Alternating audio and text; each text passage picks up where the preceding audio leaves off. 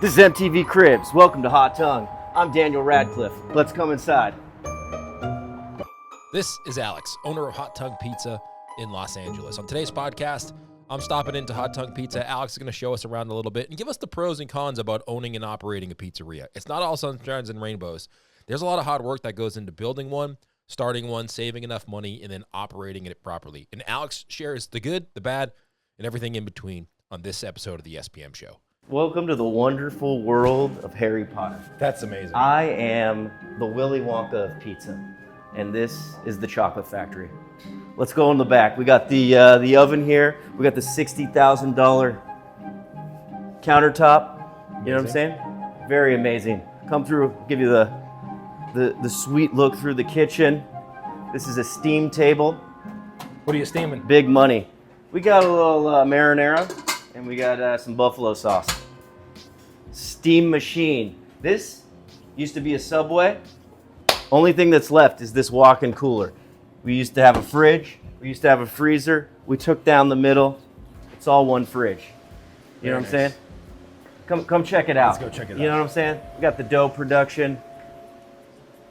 Everything's labeled in here. You know what I'm saying? You gotta have the blue tape. This is the bear. I watched the bear one time, and I ordered a tape thing off Amazon. That's it? That's it. All you gotta do is watch the bear, and you'll have a successful restaurant after watching that. System. This is your... Any specific episode or just one? The one where all the tickets come and you get like anxiety as if you're back in the shit, that's the one. That's awesome. This is the back. I got my gluten-free mixer. I got my Sun Mix. This thing is a beast, baby. Spiral mixers forever. And yeah, that's pretty much it. You come back here. This is really where the magic happens, though. Is it really? Yeah, I got the studio back here. It's where I'm making hits. There you go. Is that the way you record your podcast? Yeah, that's all their podcasts are recorded back there. Together with two people. Yeah, that's right. That's amazing. This is awesome. This is a really nice place. Thank you. It was only $1 billion. That's it? Yeah. Wow. A little less than the chocolate factory. Well, yes, the chocolate factory has a little bit more square footage. There you go. Tony, it's your boy. I'm waiting on my jacket. I'm world pizza champion in training. You know what I'm saying? Just joking. Come do the pod, though. So Hot Tongue Pizza, where'd the name Hot Tongue Pizza come from? Hot Tongue was the last band that I was involved with. And it was really more of an art project than it was a band because it started off with just a couple friends, but we bought 2 bottles of H&H, which is just really shitty, cheap whiskey. We went to downtown rehearsal in LA, which is no more. It's a fancy hotel. And we recorded like 15 or 17 songs like in 8 hours. And then we put it up on Spotify. That's awesome. And then 8 years later, it's a mediocre restaurant. Mediocre pizzeria? Just joking. It's the best. What kind of pizza do you serve here? The best. The best pizza. But we do some squares, we do gluten-free, we do vegan, we do regular. It's like a better slice house. There you go. Yeah. I like it. It's like an elevated slice house. Until Tony G comes to me and wants to buy this, then we make it a slice house. I get out of the game. Just make it now. Make it now. Just call it a slice house? Yeah. Then he'll come for you anyway. That's true. Good or bad. That's why you're smart pizza marketing. That's right. I'm wearing the hat though, I like just so it. everyone knows. Looks fresh. You put the hat on, things start happening That's up right. here. You instantly know how to do Instagram. That's right. Instead of not knowing how to do it and doing a seminar. Yeah, that's exactly right. That's exactly right. How long have you been in this location for? 2 years. Yeah, great. we've only been open 2 years. And how is it? It's good. It's good. I think the Los Angeles community has a budding and booming pizza scene. I think Silver Lake is a very busy, hot area. I think that the word maybe not congestion, but it's tough to cut through. I mean, LA has like so much going on. It's like when you come to LA, it's overwhelming when you're from other places because it's so big. It's a fight for people's attention sometimes. I mean, I do believe we make some of the best pizza in the city, and it's hard to be me, over here. So, the next one hopefully is in like Sierra Nevada or Sierra Madre or like like some suburbs in the valley, like TO, go to Thousand Oaks, you know, to a place where maybe there's a little less going on and there's more to appreciate. Do you think that this business there would do better because it's less competition, so people would just come? I think so. Yeah, I think so. I think it makes it easier to be the neighborhood pizza shop. You know what I mean? Yeah. And because sometimes it's hard to cut through. Like, we're doing a lot of crazy things. We have a 4-flour blend. We're doing bench folds. We're doing 100% sourdough. We're spending a lot of time on our dough, and everyone says the same thing. We use the best ingredients, blah, blah, blah. So you're just you're cutting through that chaos a little bit. And if you can stand out in a neighborhood like that, people are a little bit more hungry. They appreciate you more. In LA, everyone just expects the just best. used to it. Expensive too, right? Yes.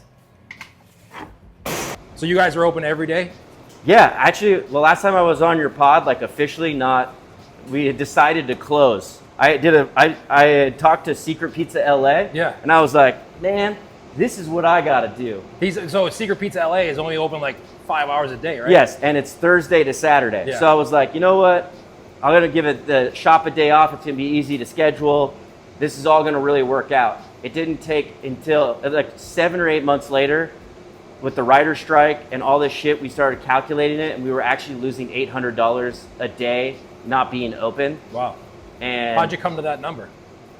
We did like all the utilities, like basically what it cost, and rent, everything, what it costs to just have the restaurant sit here. Not open. So like you're losing, it costs about $800 a day.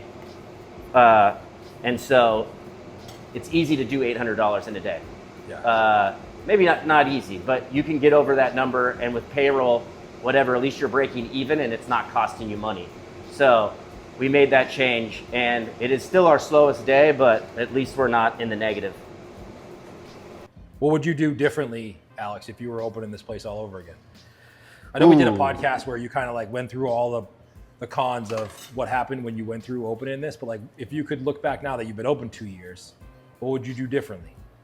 Well, either I wouldn't have opened here. That was probably number one. I probably would have go back, get a second generation restaurant, something that had already been closed down, had a hood, had sinks, spend some money, some small money redesigning the front, and like work on it as we go, right? Start selling pizzas out the door and maybe not doing a $500,000 build out. And then, yeah, that would be probably the biggest thing. Because of the expense of all that and just... Yeah, there's a lot you don't know about getting into a full build out. You're not a contractor. I wasn't. I had invested in a pizzeria that had already been established. And so it was like the learning curve was fucked. I felt fucked right from the beginning. I don't feel like there was a lot of people advocating for like the best decisions to be made. And so when you don't know the right questions to ask, you're kind of like... But if you could go back and like, all right, now you know that, what should people ask themselves before they do that?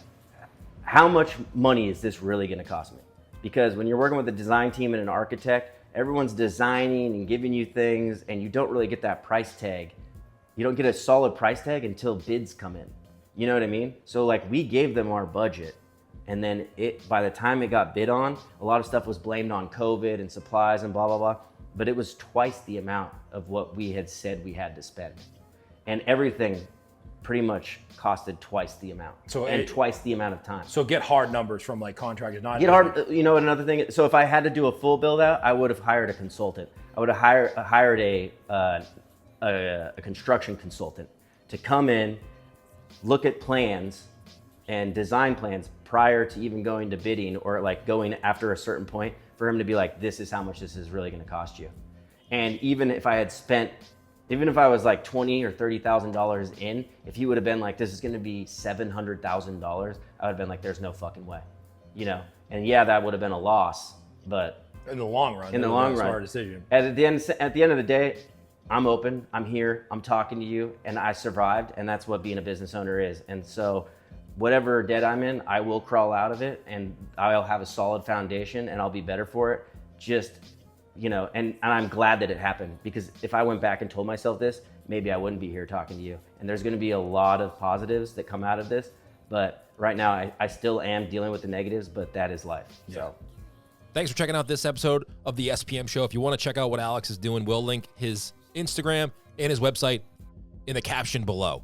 Also, don't forget to hit that subscribe and like, and leave a comment below. If you think we should go to a pizzeria near you, link them in a comment below. We're always looking for great pizzerias to visit and show you the behind the scenes. So please do that. And don't forget to hit that subscribe button. And we'll see you on the next episode of the SPM Show.